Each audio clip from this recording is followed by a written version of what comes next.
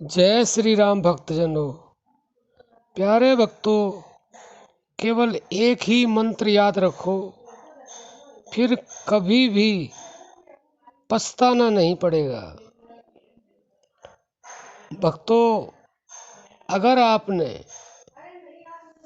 जो हम बता रहे हैं वह मंत्र याद कर लिया और आप कभी उसे भूले नहीं, तो वास्तव में ही आप 100% यह सत्य समझना कि आपको कभी पछताना पड़ेगा ही नहीं। भक्तों, तकरीबन लोग इसे जानते हैं, लेकिन मानता कोई कोई है और उसके ऊपर प्रैक्टिकल कोई कोई करता है। और जो प्रैक्टिकल करता है वह कभी पछताता नहीं है, ना जीते जी पछताता और ना मरने के बाद पछताता। जो भी कुछ है जीते जी है, मरने के बाद कुछ नहीं है। क्योंकि इतना तो आप समझते हैं कि इस संसार में जितने भी प्राणी हैं सबकी शक्लें अलग अलग हैं। किसी की शक्ल किसी से नहीं मिलती है, किसी के विचार किसी से नहीं मिलते हैं। तो फिर जो अनुभव हमारे संत लोग बताते हैं या बता करके गए हैं, वो है अनुभव हमारे अनुभव से कैसे मिलेंगे। तो भक्तों, आपने किसी के अनुभव से अपना अनुभव मिलाना नहीं और मिलेगा भी नहीं। तो जो उनके अनुभव है, जो संत लोग सुना रहे हैं, बता रहे हैं और लिख करके गए हैं, उनको सुनो और सुन करके उनका मंथन करो। और मंथन करने के बाद जो आपको अनुभव होगा वह सत्य होगा। क्योंकि दूसरे का अनुभव जब आपके अनुभव से मेल खाएगा ही नहीं तो सत्य कैसे होगा। तो भक्तों, हर किसी का अनुभव अलग अलग है। जैसे विचार अलग है, सबकी शक्लें अलग अलग है।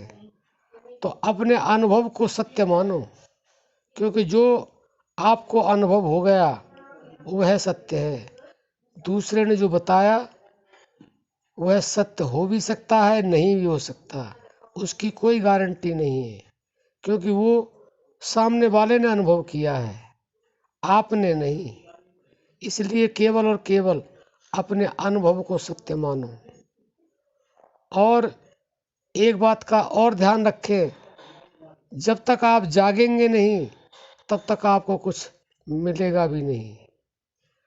आप जागना सीख जाएं और अपनी इस निद्रा से दूर हट जाएं तो आपको सब कुछ प्राप्त होगा। प्राप्त होगा नहीं, प्राप्त तो है, लेकिन नींद में है। जैसे कि सूरज तो निकला हुआ है, आंखें बंद हैं।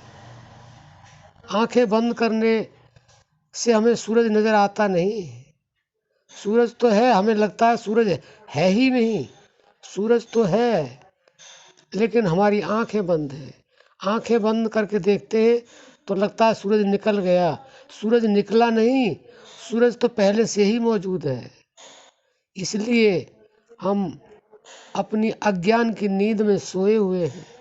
जब तक हम जागेंगे नहीं, जब तक हमें ज्ञान नहीं होगा, तब तक हमें कुछ प्राप्ति हो नहीं सकती है। तो जो हम बता रहे हैं आपको कि एक मंत्र को याद रखो, वह मंत्र केवल श्वासों का मंत्र है। क्योंकि श्वासों से ही जागा जाता है और श्वासों के द्वारा ही सोया जाता है। जब हम श्वास के साथ जुड़ जाते हैं तो हमारी वह जागृत अवस्था आ जाती है जो अनुभव की होती है, बताई नहीं जा सकती। और जब हम श्वास से अलग हो जाते हैं तो उस समय हम निद्रा में होते हैं। वैसे तो हमें ऐसा लगता है कि हम जागृत अवस्था में हैं, लेकिन नहीं।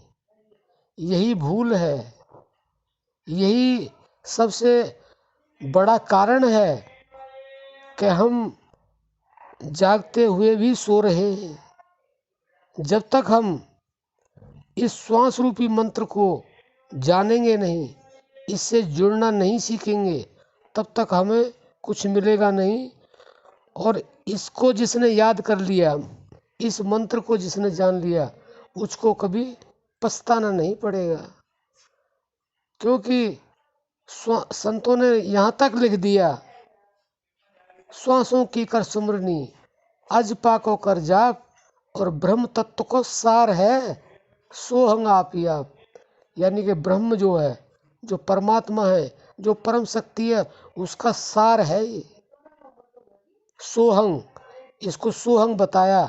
सोहंग का मतलब श्वास गई ऊपर सो और नीचे आई हंस, हंग।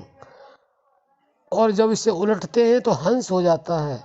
तो हर प्राणी के अंदर हंस नाम का प्राण है। तो जब तक आप इस मंत्र को, श्वास रूपी मंत्र को नहीं जानेंगे, इस केवल एक ही मंत्र को याद रखो। अगर आपने इसको पूरी तरह से याद कर लिया, याद करना वाणी से नहीं, इसको अनुभव कर लिया, यही सब कुछ है। इसी से शरीर काम करता है, इसी से बुद्धि काम करती है, इसी से मन काम करता है। जब तक ये श्वास राजा के अंदर, वो राजा है, अन्यथा वो मृत है। कोई कितना बड़ा अधिकारी है, कोई कितना ही खूबसूरत है, वो कितना ही बड़े पद पर है, कितना ही धनवान है, वह तभी तक है, तब तक ये श्वास है, उसके बाद कुछ नहीं। तो भक्तों, हम तो आपको ये समझाने का प्रयास करते हैं कि आप केवल इस एक ही मंत्र को याद रखो, पछताना पड़ेगा ही नहीं। इसीलिए पछताना पड़ता है कि हमारे पास सब कुछ है और फिर भी हम इधर उधर भटकते हैं, इधर दुखी होते हैं, परेशान होते हैं, और अपनी परेशानी का हल पता नहीं कहाँ कहाँ ढूंढते हैं, जबकि हमारी परेशानी का मूल कारण हमारे पास ही है। संतों ने तो पता नहीं क्या क्या कह दिया। कस्तूरी कुंडल बसे, मृग ढूंढे बन माए, ऐसे घटघट राम हैं जिन्हें दुनिया देखत न। तुलसीदास ने भी लिख दिया, घट में है सूझे नहीं, लानत ऐसी जिंद, तुलसिया संसार को होयो मोतिया बिंद। सारे संसार को अंधा बोल दिया, उसका किसी ने विरोध नहीं किया। क्योंकि विरोध तो तब होगा ना जब ये झूठ होगा। वास्तव में ही वह घट के अंदर ही है, वह सांसों के अंदर है, वह प्राणों के अंदर है।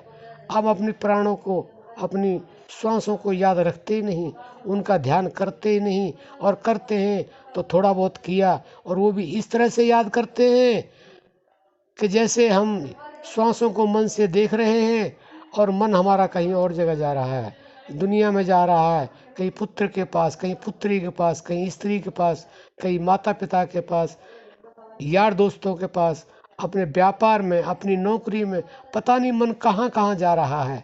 और वैसे कहने के लिए आप बैठे आंख बंद करके हम श्वासों को देख रहे हैं। यह क्या है? यह तो अपने समय की बर्बादी है, यह कुछ नहीं है।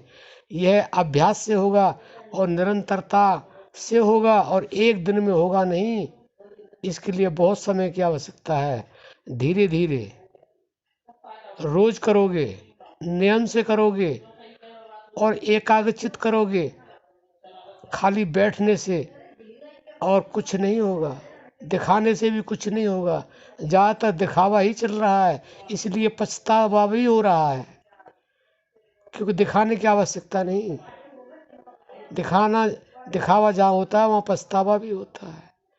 अकेले एकांत में बैठ जाए, जब भी समय मिले, दिन में, रात में, सुबह शाम, और अपने मन से इस श्वास को देखें, इस प्राण को देखें, इसके साथ एकाकार हो, तो आपको परमात्मा को ढूंढने की आवश्यकता होगी नहीं, वो अपने आप चला आएगा। कहते हैं कि परमात्मा की तरफ एक कदम बढ़ाओ, वह 10 कदम अपने आप चल के आ जाएगा। ऊंचाई से पहाड़ से, छत से किसी चीज को गिरा दो तो पृथ्वी अपने आप खींच लेती है उसको। ऐसे ही परमात्मा है, आपको तो केवल जागना है। जैसे ही आप जागे परमात्मा प्रकट हो जाएगा, वह शक्ति आपके सामने अपने आप आ जाएगी। उस शक्ति को बुलाने की आवश्यकता नहीं। तो भक्तों, अगर आप पछताना नहीं चाहते, आप सब कुछ पाना चाहते हैं, तो आप केवल और केवल इस मंत्र को याद रखो और इसका अभ्यास शुरू कर दो। अगर कर रखा है तो उसको निरंतरता में लाओ, बारीकी से लाओ। केवल 1 मिनट भी आपने प्रतिदिन कर लिया एकाग्रचित होकर के, उस समय आपका कोई विचार और कहीं ना हो, केवल आपका मन प्राण से जुड़ जाए, इतना ही काफ़ी है। उसी से आपका कल्याण हो जाएगा और इस दुनिया में हर क्षेत्र में आपको सफलता मिलेगी। भक्तों, आप मानो न मानो, ये हमारा अपना विश्वास है और इसमें कोई कन्फ्यूजन नहीं है। लेकिन आप चाहें कि हम आपको अपना विश्वास दे दें, हम क्या, माता अपने बच्चे को नहीं दे सकती है, पिता पुत्र को नहीं दे सकता, कोई किसी को अपना विश्वास नहीं दे सकता है। वो विश्वास स्वयं का स्वयं में ही होता है। तो इसलिए प्यारे भक्तों, आशा करते हैं जैसा हमने बताया आप ऐसा करेंगे, फिर आपको कभी भी जीते जी या मरने के बाद पछताना पड़ेगा नहीं। आगे आपकी मर्जी है, हमारी अर्जी है। अब हम अपनी वाणी को विश्राम देते हैं। जय श्री राम।